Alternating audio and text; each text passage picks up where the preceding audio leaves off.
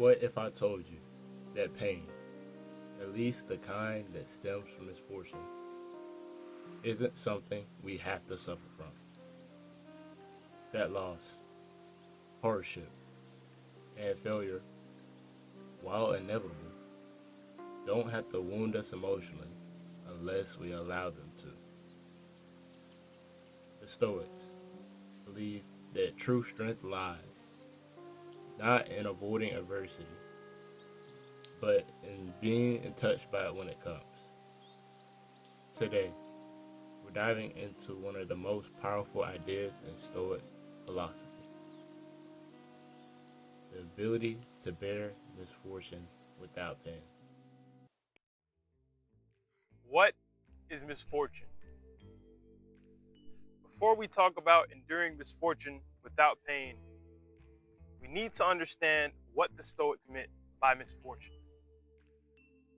To most of us, misfortune is any unwanted event. Losing a job, getting sick, a breakup, failure, betrayal, and death. Things that cause us pain. Things that seem unfair. However, events are not good or bad by themselves. They are indifferent. The only thing that makes them seem bad are our judgments. Marcus Aurelius said, if you are distressed by anything external, the pain isn't due to the thing itself, but to your estimate of it. In this, you have the power to revoke at any moment. So misfortune is not what happens to you, it's how you react to what happens. The Stoic goal: freedom from passion. The goal of the Stoic isn't to avoid pain, it's to become free from being enslaved by it. The Stoics talk about apatheia, not apathy in the modern sense, but freedom from destructive emotions. Emotions like grief, fear, envy, and rage don't just happen. They come from false beliefs, especially the beliefs that externals, which are out of our control, are necessary for our well-being. Once you internalize that only virtue, only your character and actions truly matter, fear of loss, failure, or even death become non-existent. That is the purpose of bearing misfortune without pain. What is pain versus suffering? Pain is physical or emotional discomfort. Suffering is the mental story we attach to it. Imagine you've lost a loved one. The pain of that absence is very real. The grief can be overwhelming. The Stoics didn't just ignore these emotions. They believed we shouldn't add unnecessary suffering. Don't say, this should have not happened, or my life is ruined. This is what causes real suffering: our resistance to what already is. Seneca said, we suffer more in imagination than in reality. So when the Stoics talk about bearing misfortune without pain, they're pointing to a way of existence where we experience life as it is, without the extra layer of agony we add with our own thoughts. Misfortune as a test. Let's take a look at misfortune from a different perspective. Instead of seeing it as punishment, the Stoics saw it as a training ground. Epictetus said, difficulties are things that show a person what they are.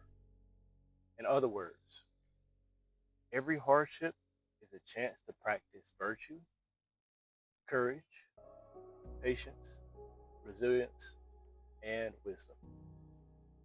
Did someone betray you? Here's your chance to practice forgiveness. Did you lose everything?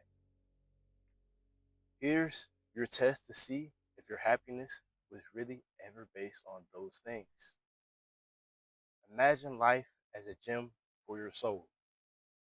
Misfortune? That's weight training. You don't become stronger by avoiding the weights. You become stronger by lifting them. The role of preparation. Stoics weren't reactive. They believed in preparing the mind for misfortune. This is called premeditatio malorum, or the premeditation of evils. Each morning, make a reflection to yourself. Today, I may be insulted. I may face loss. I may fail. This isn't pessimism.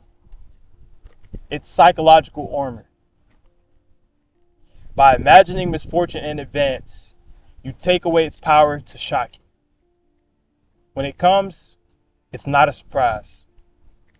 You've already rehearsed how to respond with grace and dignity. Examples from great Stoics.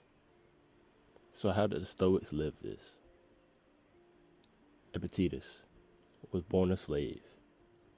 He had a lame leg and lived in poverty. Yet he became one of the most respected teachers of philosophy in Rome. His teachings were focused not on complaining about what we lack, but on what we do have wisely. Seneca was exiled and later forced to take his own life by the Emperor Nero. And yet, he wrote some of the most profound letters on how to remain calm, content, and focus on virtue even when death is at the door. Marcus Aurelius, the Emperor of Rome, ruled during plagues, wars, betrayal, and loss. He wrote to himself nightly, reminding himself, "You had the power over your mind, not outside events. Realize this and you will find strength." They weren't immune to misfortune. They just refused to be broken by it. Misfortune will come. That's part of life. But pain is optional. Because how you frame your experience is always in our hands. To bear misfortune without pain is not about being unfeeling. It's about being unshakable. It's about remembering that you are not what happens to you. You are what you choose to become in the face of it. The Stoics gave us a roadmap to strength. Now it's up to us to walk it. Thanks for watching. If this resonated with you, consider liking, subscribing, and sharing this with somebody going through tough times. And remember,